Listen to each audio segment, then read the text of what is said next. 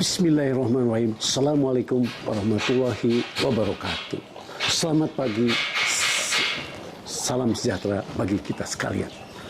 Jumpa lagi dengan Aang Munawar yang selalu memberikan inspirasi tanpa konspirasi. Nah, hari ini saya akan membahas tentang kelapa kopior.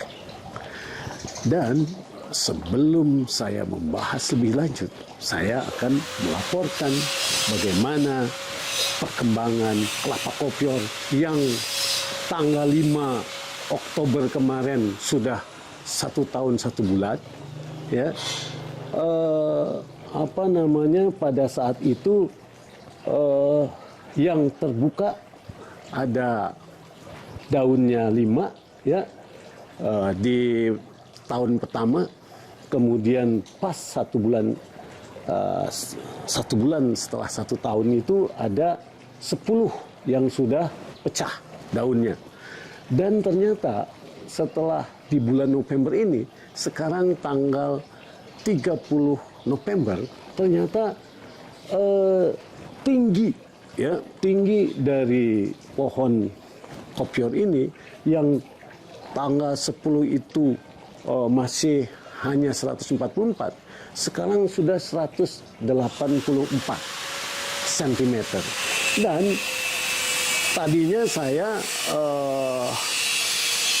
mempokes setelah 5, 10, 15 yang pecah daun, ternyata setelah pecah daun ini 20, artinya kelipatan 2. Nah, jadi kalau kita melihat bagaimana perkembangan dari kelapa kopior ini, Saudari Dipa, kita melihat bahwa bagaimana bonggol ini semakin lama semakin membesar.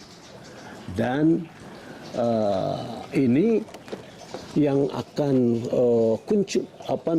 yang akan mekar daun di bulan Desember ini, nanti kita akan melihat bahwa ini sudah mulai agak tinggi nih. Coba diperlihatkan, ada lebih tinggi sekarang.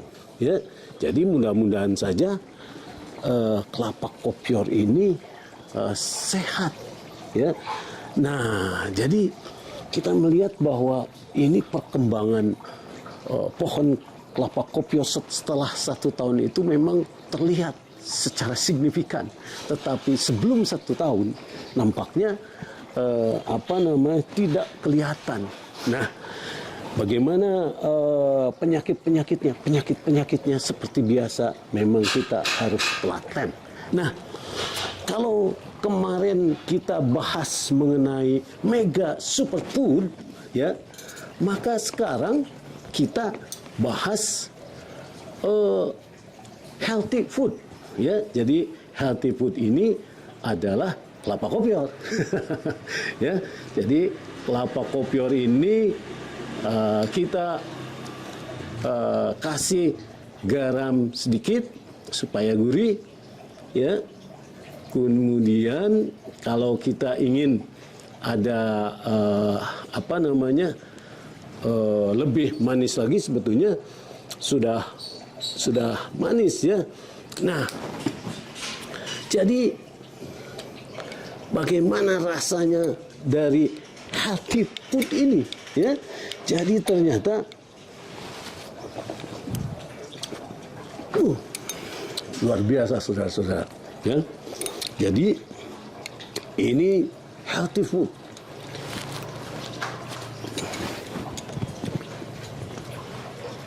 Pagi-pagi sekali saya minum atau makan mega superfood, kemudian ditambah lagi healthy food.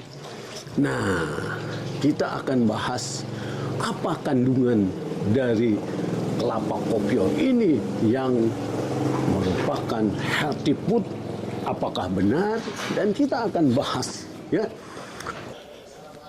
Saudara-saudara sekalian yang kami muliakan, saya membaca tulisan atau dalam jurnal Perspektif ya, volume 19 nomor 2 Desember 2020 halaman 95 sampai 104 tentang potensi daging kelapa kopior sebagai bahan pangan sehat. Nah, jadi atas dasar ya hasil penelitian ini menunjukkan bahwa pertama, kandungan asam lemak varietas kelapa kopior dari berbagai mulai dari kalianda, kenjah kuning kopior, kenjah coklat kopior, dan kenjah hijau kopior asal Pati, itu ternyata ada asam kaprat, laurat, miristat, palmitat, stearat, oleat, linoleat, dan linolenat. Jadi ini adalah berbagai macam asam lemak yang memiliki rantai C-nya C10 sampai C18, 18.1 sampai 3. Nah, kemudian kalau kita melihat lagi di tabel kedua, profil asam lemak dan peroksida lemak dari padatan endosperm daging kelapa Makapuno dari berbagai tahapan kematangan. Jadi tahapan kematangan mulai 8 bulan, 9 bulan, dan 10 bulan. Nah, ternyata ini ada caproic, caprilic, capric, lauric. Ya. Jadi totalnya dari 43 lauricnya sampai ke 45 di dalam 10 bulan. Artinya 10 bulan itu adalah masa jadi 10 sampai 11 bulan itu ya. Nah, kemudian kita melihat bahwa ini merupakan MCFA, yaitu medium chain fatty acid, asam lemak rantai sedang ya. Ini sumber dari Leorna dan Israel tahun 2017 ya. Nah, di sini ada miristat, palmitat, stearat ya. Jadi ini merupakan saturated fat sebesar 80,80% ya, dari 80 ke 83 kemudian ke 84. Nah, kemudian selain itu ada oleat, linoleat, linolelat ya, linolenat, kemudian arasidomat, behenat, lignoserat, itu merupakan yang unsaturated fat. Jadi yang unsaturated fat ini kira-kira kandungannya 10% dari yang saturated fat. Kemudian lipid, ada lipid peroxidation ya, dari 38 sampai ke 44. Nah, selanjutnya kalau kita lihat lagi di tabel 3, komposisi senyawa antioksidan pada daging kelapa segar ya, mulai dari daging kelapa segar pakai tanpa testa maupun testa atau kulit daging kelapa segar. Nah, di sini ternyata total phytosterol ya, ini dari 50 daging kelapa segar ini, kemudian daging kelapa segar tanpa testa ini adalah 30%. Dan testa atau kulit daging kelapa ini 50,9%. Nah, kemudian gallic acid ya, asam galat. Nah, asam galat ini 103,9 ya dalam daging kelapa segar. Kemudian daging kelapa segar tanpa Tesla ini adalah 15,9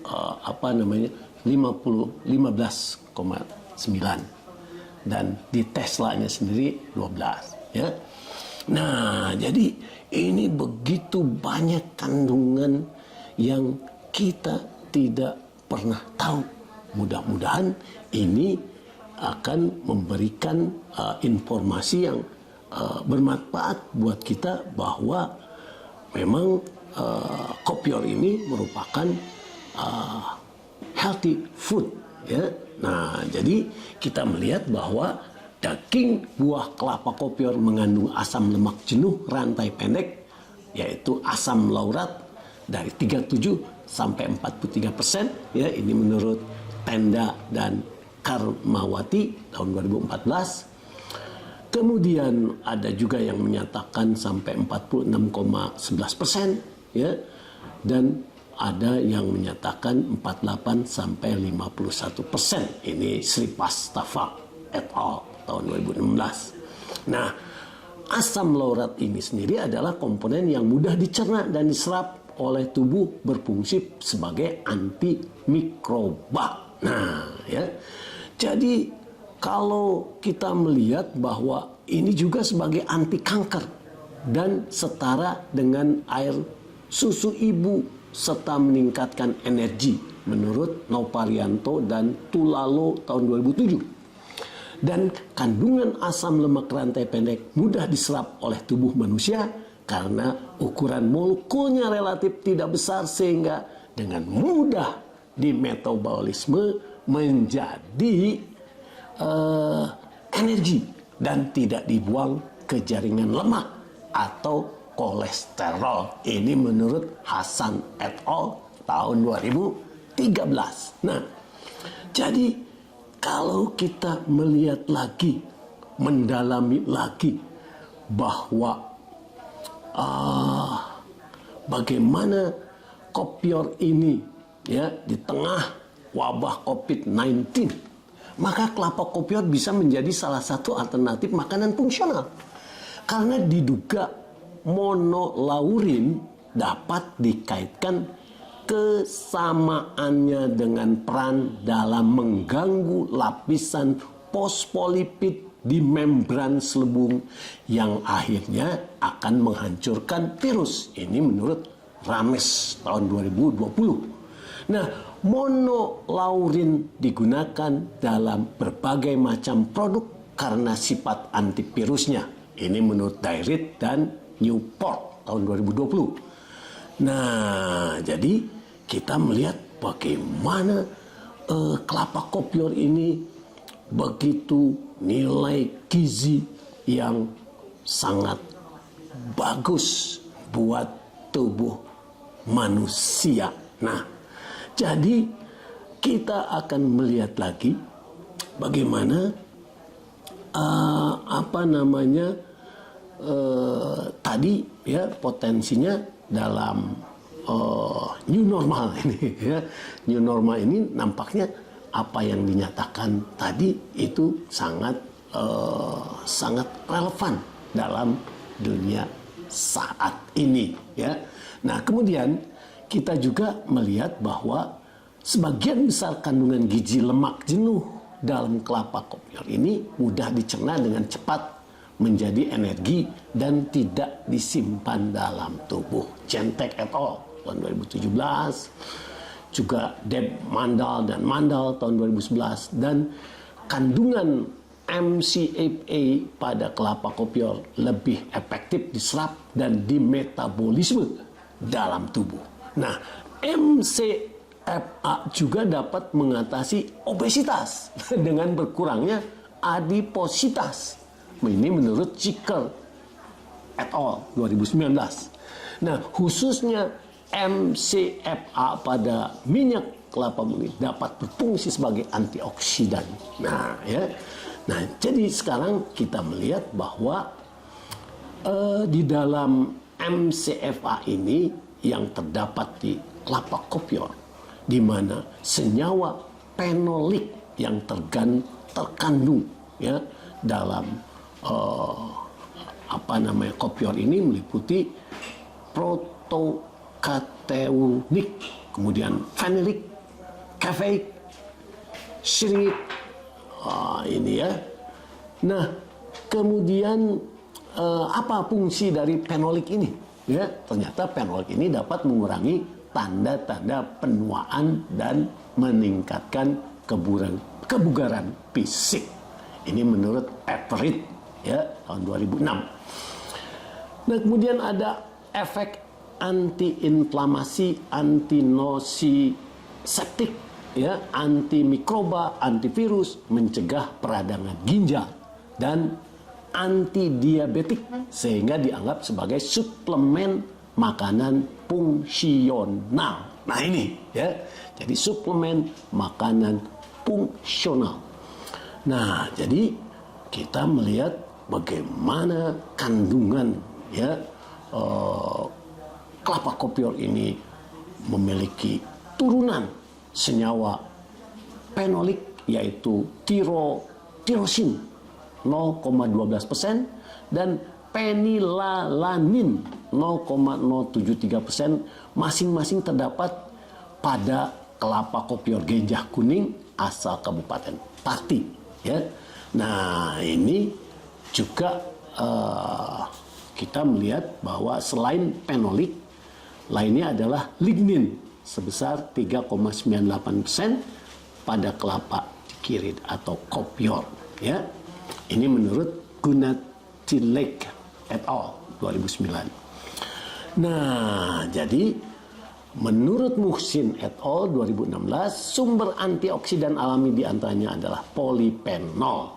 Nah, polifenol merupakan kelompok senyawa alami yang mengandung beberapa senyawa fenolik. Dan polifenol alami memiliki banyak aktivitas biologi, khususnya sebagai antioksidan. Nah, inilah yang menurut saya perlu disampaikan kepada saudara-saudara sekalian, bahwa ternyata bumi Indonesia ini begitu banyak ragam. Ada yang berhubungan dengan rice bran, ada yang berhubungan dengan kelapa kopior. Dan kalau kita melihat bagaimana kelapa kopior ini mudah difaktorisasi. Ya, difaktorisasi ini adalah bahwa kita tidak khawatir dengan perishable. Ya, perishable ini adalah sifat alami dari produk pertanian. Nah, ternyata daging buah kopior itu sendiri sifatnya bisa tahan lama seiring dengan dibekukan ya dalam bentuk beku tadi, sehingga saya bisa memakan seperti masih segar.